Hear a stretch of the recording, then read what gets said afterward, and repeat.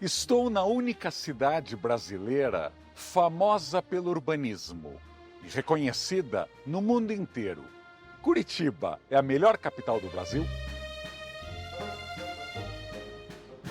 Que cidade grande não tem um único viaduto cortando suas principais avenidas? Jaime Lerner achava que viadutos privilegiavam o uso do carro, estimulavam que todo mundo quisesse sair rapidinho e tirá-lo da garagem, e que penalizava o pedestre, que tinha que atravessar por longas passarelas, ou pior, passar por baixo de minhocões. Corredores de ônibus com pistas exclusivas para os ônibus andarem muito mais rápido que qualquer carro. Melhor, estações tubo, onde os passageiros poderiam esperar protegidos da chuva ou do sol e já pagavam a passagem na catraca, sem fazer o ônibus perder tempo na cobrança da passagem em cada ponto. Há quase 40 anos, Jaime Lerner criou a maior campanha de reciclagem de lixo do Brasil e também a primeira. As famílias recolhiam o lixo e trocavam em pontos de reciclagem por comida orgânica. Uma rede de parques instalada ao longo de córregos e rios, que poderiam inundar e absorver as águas da chuva, o que faz de Curitiba uma rara capital que nunca tem enchentes. O primeiro calçadão do Brasil, bastante vivo até hoje. O legado de Jaime Lerner, o maior urbanista da história do Brasil, é estudado até hoje. Mas aqui em Curitiba, ele é bem defendido ou já dá sinais de esgotamento? Muitos curitibanos acham que vivem na melhor cidade do Brasil. Mas será que isso não provocou condescendência? É o que eu vou estudar neste primeiro episódio de uma série chamada Cidades nas Alturas, patrocinada pelo CAU-BR, Conselho de Arquitetura e Urbanismo do Brasil. A ideia é fazer com que todo mundo, a sociedade em geral, se pergunte como a arquitetura e o urbanismo podem melhorar a nossa qualidade de vida. Curitiba, estou aqui.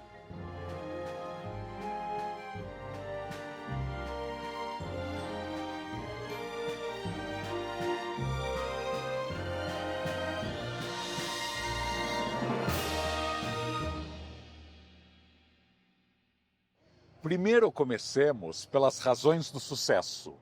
Curitiba teve planejamento e continuidade, raridade no Brasil inteiro. E nos anos 60, quando era uma mera cidade média, já tinha um instituto de planejamento e pesquisa, com dezenas de arquitetos e urbanistas. E quando Jaime Lerner virou prefeito, no início dos anos 70, se cercou de muitos arquitetos, urbanistas e engenheiros bastante bons. Milhares de cidades brasileiras hoje, algumas aliás até grandes, não têm corpo técnico para fazer coisas tão bem feitas. Aqui isso começou há 60 anos. Planos diretores hoje em dia prometem adensar áreas onde tem transporte público e normalmente não conseguem. Aqui em Curitiba, essa ideia de fazer grandes vias de ônibus de transporte público, até hoje Curitiba não tem metrô, teve adensamento ao redor, com comércio, com praças e com verde. E, por incrível que pareça, deu certo. Jaime Lerner foi prefeito 3 vezes de Curitiba e 2 vezes governador do Paraná. Então teve aí um longo legado. Seu primeiro mandato foi na ditadura militar.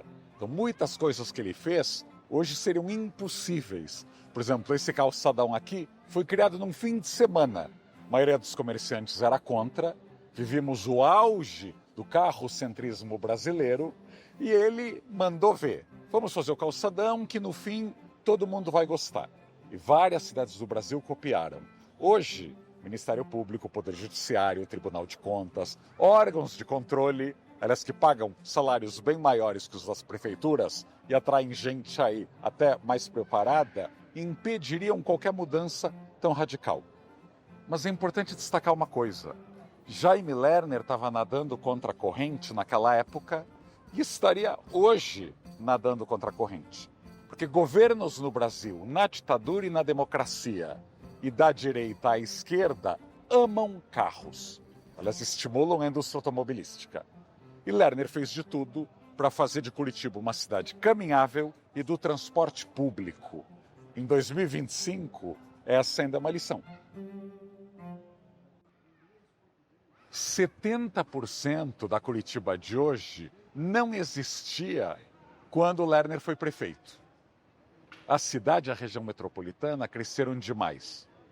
A grande Curitiba está chegando a 4 milhões de habitantes. A cidade tem quase 2 milhões. E mais da metade da população não nasceu aqui. Então Curitiba é vítima de seu sucesso porque atraiu muita gente. Belo Horizonte, Salvador, Recife, até o Rio de Janeiro perderam população no último censo. Curitiba não para de crescer. E muitos desses eixos de ônibus rápidos e de parques esponja não foram replicados nessa nova Curitiba que cresceu. Então muita gente está começando a depender do carro. E o trânsito de Curitiba tem piorado. Quando a população cresce demais e atrai brasileiros de alta renda, o metro quadrado encarece. E aí falta política de habitação. A prefeitura deveria produzir mais moradia social, com preços subsidiados. Isso acontece no mundo inteiro. Até cidades aí, Nova York, Londres, Viena, tem moradia subsidiada. E Curitiba, nos últimos 10 anos, produziu pouco ou nada de moradia popular.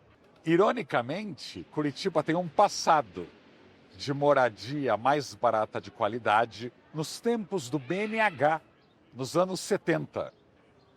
O grande arquiteto Jaime Wasserman fez vários conjuntos habitacionais, que até hoje estão em bom estado. Cidades aprendem umas das outras. É bom estar com os olhos e os ouvidos abertos para conhecer boas experiências e não ficar fazendo coisas que já deram errado mundo afora. Mas depois de Lerner, a inovação começou a ficar mais modesta na capital paranaense. Se acredita que não há uma grande avenida nesta cidade que fecha aos domingos apenas para os pedestres? Tem carro para todos os lados, em Curitiba. As lixeiras também não se modernizaram e até a própria arquitetura. Mas esse assunto para um próximo episódio.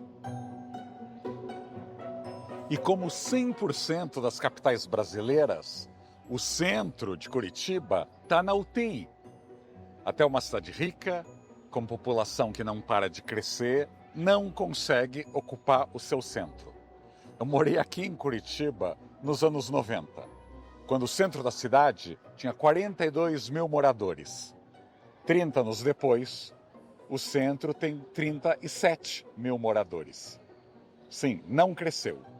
E como em boa parte do mundo ocidental, o comércio de rua está sofrendo muito. O que mais se vê por aqui são lojas fechadas, placas de aluga-se e vende-se, prédios e escritórios fechados e antigos hotéis. Então a cidade está crescendo nas bordas, onde o urbanismo do Jaime Lerner não chegou, mas o centro está em mau estado.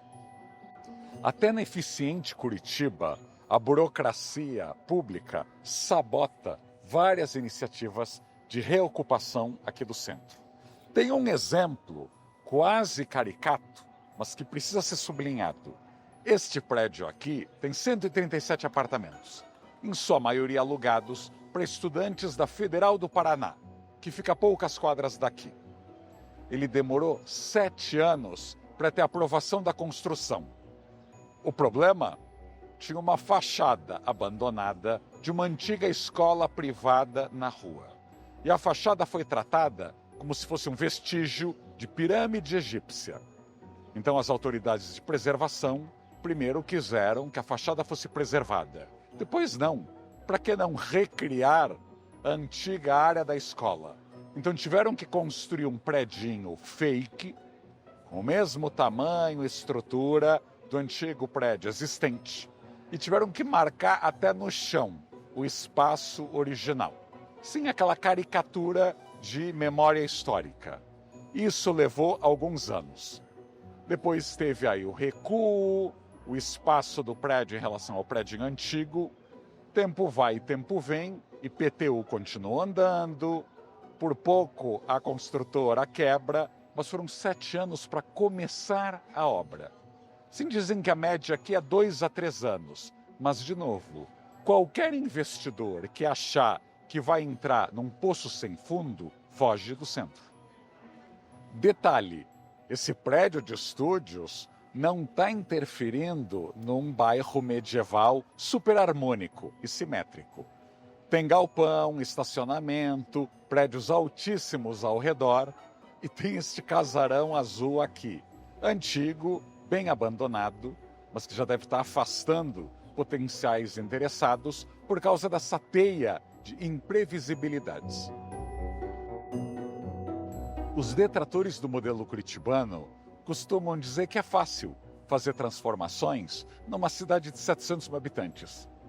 Essa era a população da capital paranaense no início dos anos 70, quando Jaime Lerner foi prefeito pela primeira vez. Mas fica o questionamento. Ribeirão Preto, Joinville, Cuiabá, Contagem, Jaboatão dos Guararapes têm a mesma população que Curitiba tinha há 50 anos. Será que elas estão inovando em coleta de lixo, em transporte público, em meio ambiente? Tenho minhas dúvidas. Outra prova que o centro de Curitiba está longe de ser sexy para os investidores é o abandono deste hotel Eduardo VII, na Praça Tiradentes, uma das principais da cidade. Aberto em 1954 pelo imigrante libanês Miguel Khaluf, era Hotel Lorde, depois Eduardo VII. Mas já nos anos 90, era um hotel treme-treme, com muita atividade sexual. Foi fechado em 2000. E nesses 25 anos, em muitos projetos e muitas promessas, ainda não foi retrofitado, nem para hotel, nem para apartamentos, o que o formato do prédio facilitaria. Em Curitiba, a demagogia contra empresas no centro não chegou. E há boas novas na área. Elas estão aqui na frente do Palácio Avenida, que por décadas foi a sede do Bamerindos, o grande banco do Paraná. Lembra do coral de Natal com as criancinhas nas janelas? Só que o Bamerindos foi vendido por HSBC, a sede foi para São Paulo e o prédio começou a esvaziar. E depois o HSBC foi vendido para o Bradesco. E hoje o prédio não tem mais esse peso. Felizmente, uma fintech curitibana com sistema de pagamentos, a eBanks, alugou um grande prédio aqui do centro e trouxe milhares de funcionários para cá. Acreditem, o comércio e a segurança da área melhoraram. Na quinta-feira à noite, houve uma grande chuva aqui em Curitiba. 40 milímetros em 45 minutos. Tem mês inteiro em São Paulo que não chove isso. E estou aqui no sábado de manhã e a cidade não alagou. O parque, sim, está bastante molhado, etc., mas tem até criança brincando. Este é um parque esponja inaugurado em 1972, o Parque São Lourenço de Curitiba. Hoje a China leva a fama de ter inventado os parques esponja, porque a gente precisa ter mais marketing quando cria alguma coisa, uma espécie de patente do bem. Em 1970, uma enchente no Rio Belém rompeu a represa de São Lourenço. Aqui tinha uma indústria de adubo, uma indústria de cola. Em 1972, o prefeito recém-nomeado Jaime Lerner decidiu desapropriar a área e criar um parque ao redor dessa área que sempre alagava. A ideia foi do urbanista e ambientalista Nicolas Klippel, que mudou a história de Curitiba, criando uma série de parques lineares. Começou por este aqui e pelo Parque Parigui. Em vez de piscinões, que ao longo do ano são apenas espaços de concreto vazios e que até atraem descarte de lixo, a ideia é que ao longo do ano, quando não tem alagamento, virassem parques, pontos de encontro. Aqui mesmo em São Lourenço, até hoje tem teatro e centro de criatividade. Com todos os poréns, Curitiba ainda é uma grande história de sucesso. Até porque a cidade cresceu muito e só tem a segunda menor taxa de pobreza do país, atrás de Floripa. Indicadores sociais, vida na rua, praças muito movimentadas. E ainda mais viagens em transporte público do que usando automóvel na capital paranaense. E finalmente voltaram as campanhas de reciclagem do lixo. A cidade recicla quase 20% do lixo que produz, um número inimaginável para qualquer capital brasileira. Mas, com campanhas ou sem campanhas, Curitiba precisa continuar a inovar, porque cidades são dinâmicas.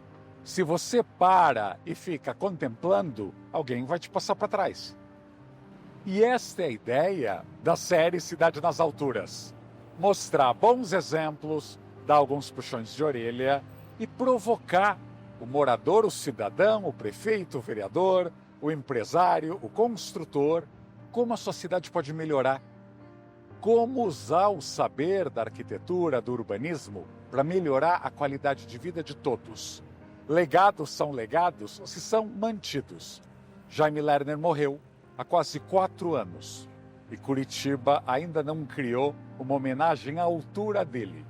Ainda não tem uma grande avenida, uma grande praça, ou um grande espaço novo com o nome desse urbanista tão transformador para o Brasil inteiro. E é com esta homenagem ao maior urbanista da história do Brasil que terminamos este primeiro episódio do Cidades nas Alturas.